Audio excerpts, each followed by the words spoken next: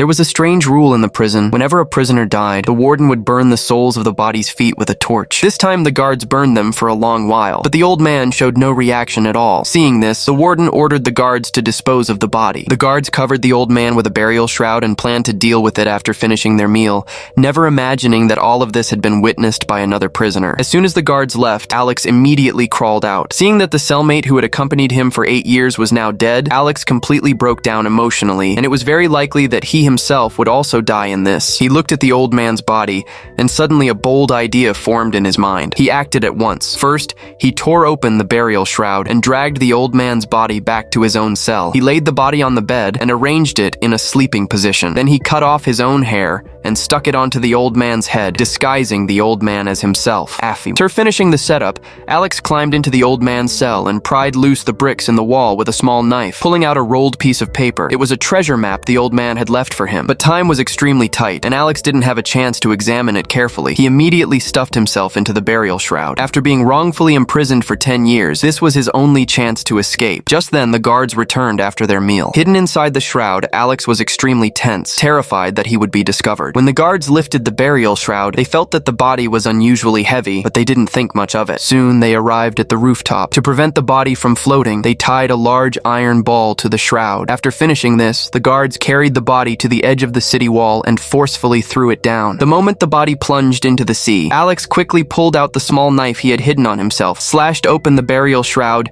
immediately cut the rope tie to the iron ball, and swam with all his strength toward the surface. Meanwhile, a guard came to Alex's cell to deliver his meal. Seeing no response, he opened the cell door and went inside to check. To his horror, lying on the bed was the old man who had already been thrown into the sea. At that moment, the warden arrived at the cell. After prying open the loosened bricks in the wall, he finally discovered the secret passage between the two cells, but by then, it was far too late, because at that very moment, Alex had already swam ashore. As he regained his freedom, this man who had been wrongfully imprisoned for 10 years was also about to begin his revenge.